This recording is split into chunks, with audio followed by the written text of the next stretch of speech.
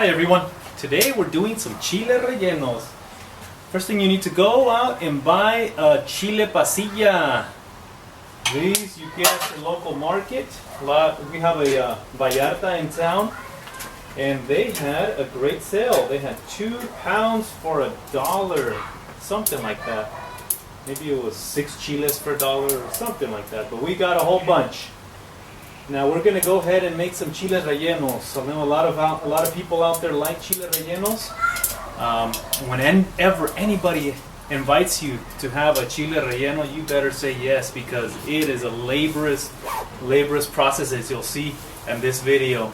It's for me, it's a 2-day process. I like to roast and egg my chilies on one day, and then the next day cook them, because it just takes way too long to do it all in one day.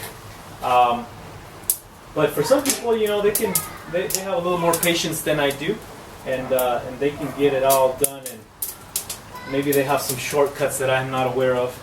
So, you know, I've always been intrigued by chile rellenos. It's one of my favorite foods.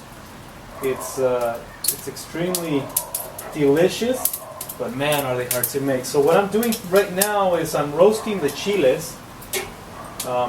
Pretty much this is what I want to see all the way around, and they'll actually be a little bit more roasted. They'll look pretty, it'll look burned almost by the time I take them out. And I'm doing it on the grill just because, you know, just because I am. But you can do it on your stove top. I would do 2 or 3 at a time, so you don't get yourself overwhelmed with too many chilies. Because this can be super overwhelming. We got an airplane cruising by.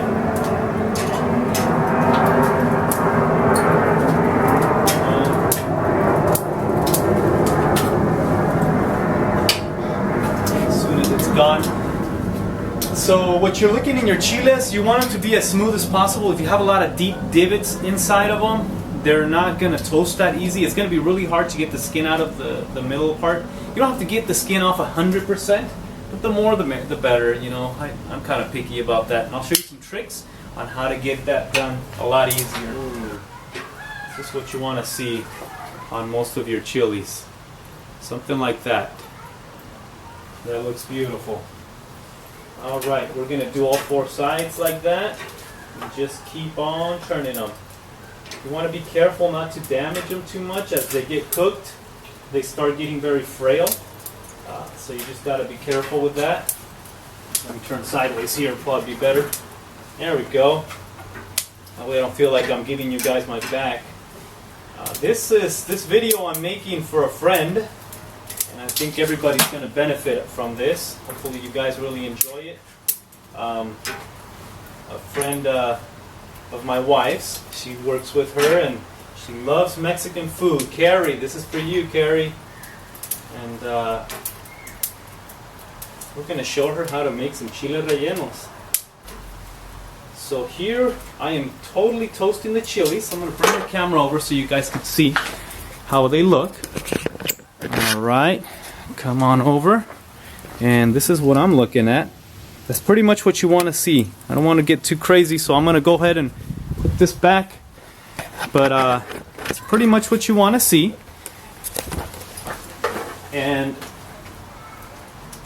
And what I'll do next, now what I used to do when I moved out of college is take them from this point and start trying to peel them.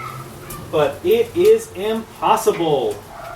And I'll say it again, it is impossible to get it peeled very well. So, one of my aunts and my mother showed me this trick. You take a nice plastic bag that you, from the bags that you took the chiles from, put them in here for a few minutes. You don't want to go too much because they'll get super soggy. But you'll put them in here for a few minutes, and what it'll do is it'll soften up the skin so it's easy to peel. And from there, you'll take a toothpick and just start picking away. And we'll go into that process in just a few minutes. All right. So we take your chiles, and what you're doing, you're just taking off that skin. Without puncturing too much of damaging the chile too much. Your hands are going to get dirty. That's all right. Getting your hands dirty is is a pleasure when you're doing something like this. And what you'll want to do is you'll want to take all of these chiles, peel them, de-seed them, and devein them as well. So that'll be the next step in this process. So right now I'm just going to go ahead and peel them all. But once I get inside, I will also be taking the veins off and also taking out all the seeds. That's pretty much where the hotness comes from with your chiles. You know, every once in a while you get a chile that'll take a bite out of crime. But that's where it comes from. Sometimes you can't avoid it. A chile is made to be hot. That's the way the Creator made them. Good old Mother Earth made chiles nice and warm, but full of vitamins and antioxidants. So I'm going to go ahead and leave it like this. This is what we're looking for.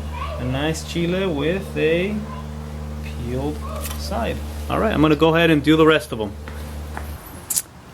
Alright, so this is how they look once they're finished. That took me about 15, maybe 20 minutes. It's about a minute per chile.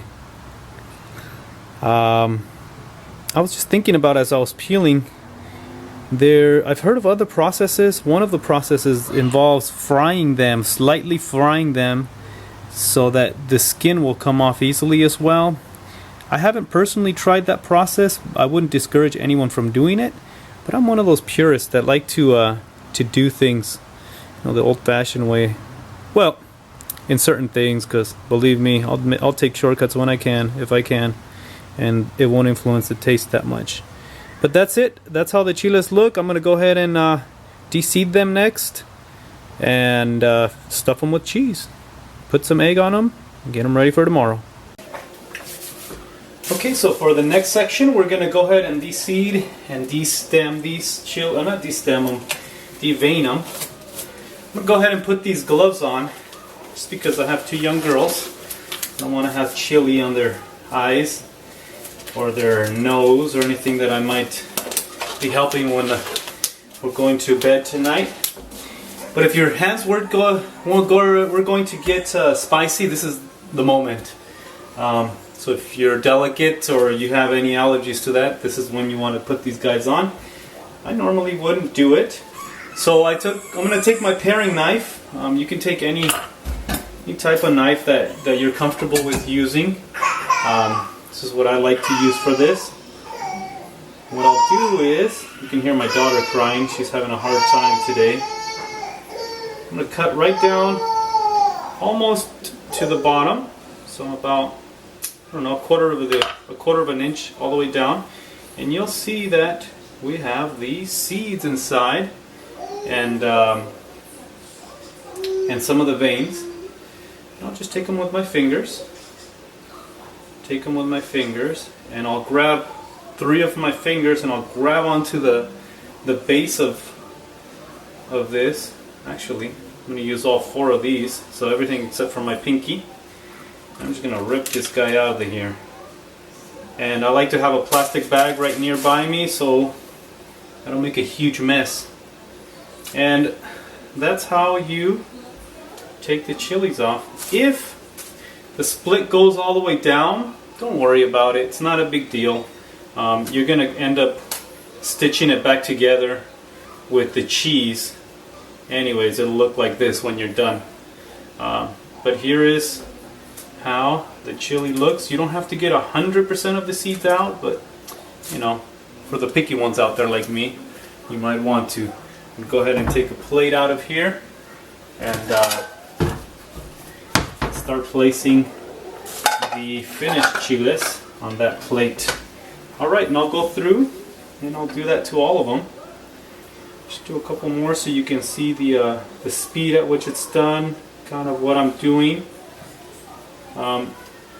Real quickly, I just had something happen here, and I'm going to give you a little tip.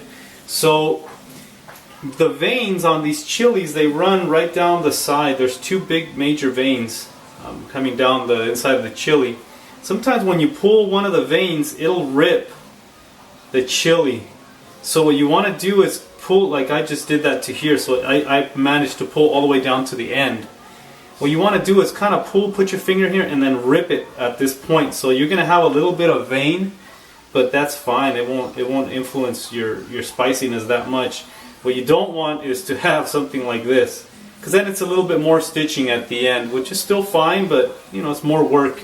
And this is already a hard process, and as it is, you don't want to add to your work here. So let's see. I'll try and show you that what I'm talking about on this next one here. So you want to see this vein here.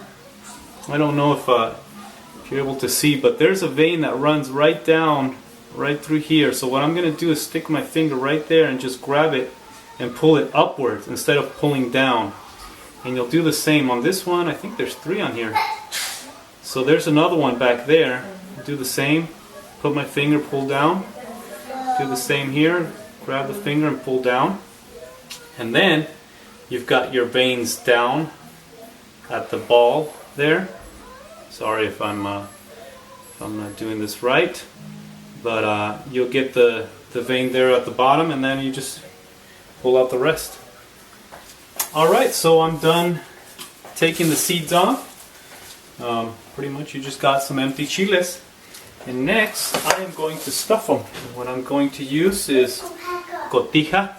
And I got this at the local Costco, but the more Mexican you can get, the better. They have some really nice dry cheeses. That's what you're looking for. You don't want to stuff them with mozzarella. I used to do that a lot, and it's just a bad idea.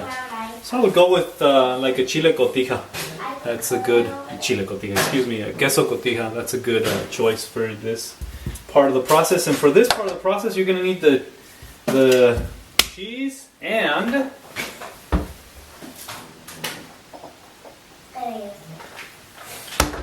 some Q-tips. Q-tips. And some toothpicks. They're going to help us seal the chiles once we get going. Alright, I'm going to grate the cheese, and once I'm done and getting ready to stuff, I'll turn the camera back on. Alright, it's already nighttime here, so I'm going to try and keep my voice down. My girls are sleeping already, and my wife did a wonderful job getting them down so I can finish this video off for you guys. Carrie. Alright, here we go. So all you're doing here, how I find the easiest way to stuff my chiles, let me remember here, is I'm pretty much just going to hold it, give it a nice amount of cheese, you know. You don't want to have these guys cheesy. Yeah, you don't make Chile Rellenos to be skimpy on the cheese, because when it heats up it does shrink just a little bit.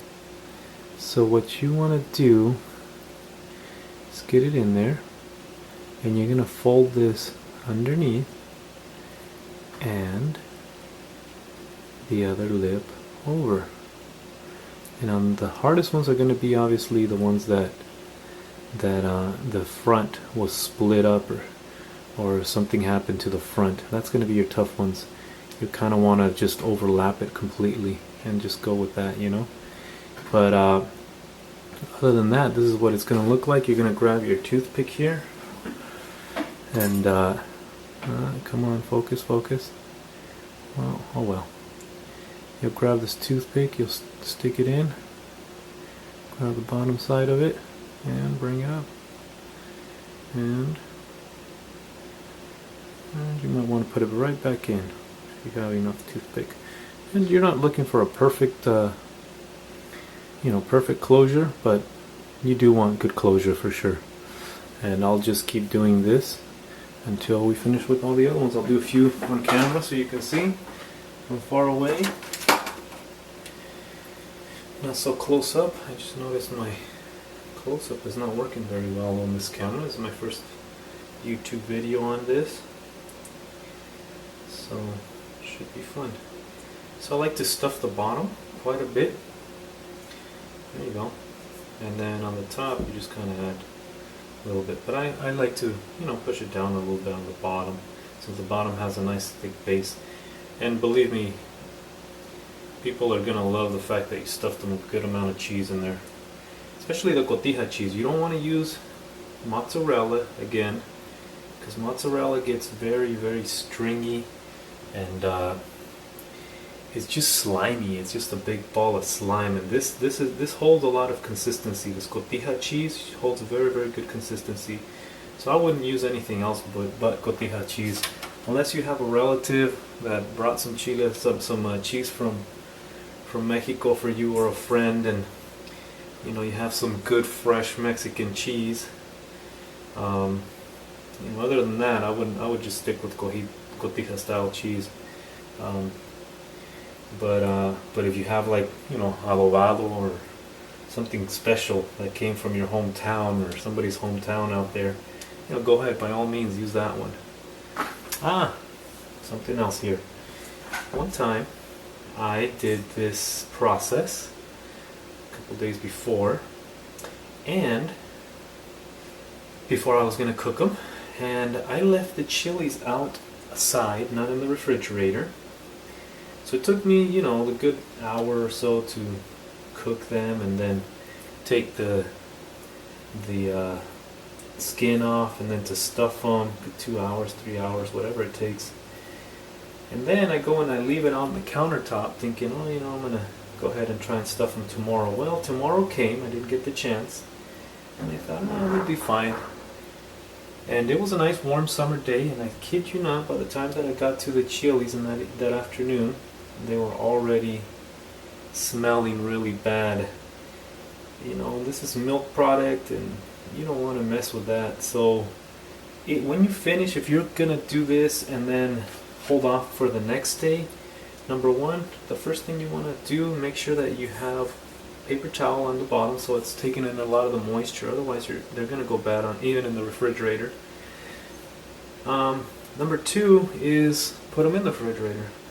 Don't wait till later. If you know you're gonna do it, if you don't have the time, you just want to stuff them and move on with something else that you gotta do, you know, put them in the fridge. Don't be lazy. Make some space for it, and because this is a lot of work to have to throw them out. Believe me, I've done that once.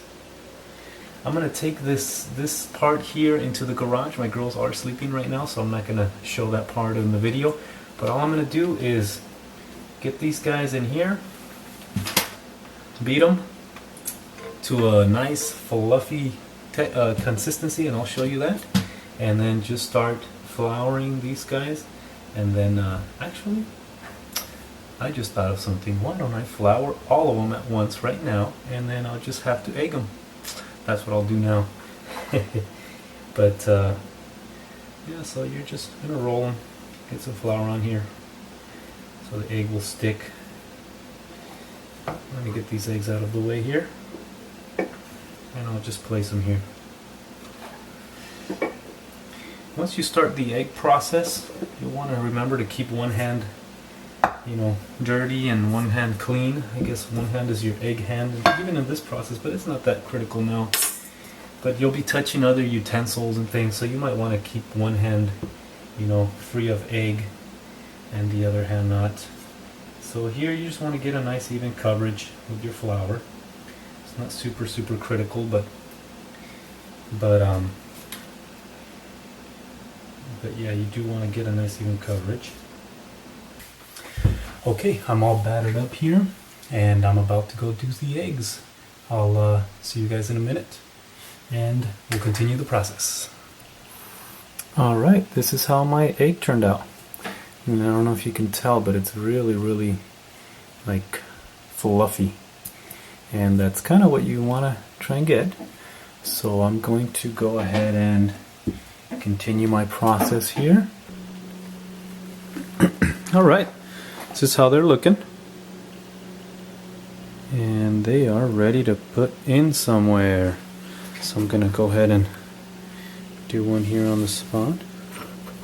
I had to go beat some more eggs, but as you can see, it's nice and fluffy. That's the main thing. You want it to be nice and fluffy, and when you pull it out, it just looks like bubbly, like a bubbly concoction there.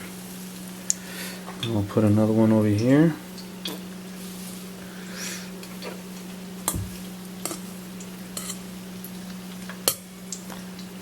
go. Get it nice and covered up.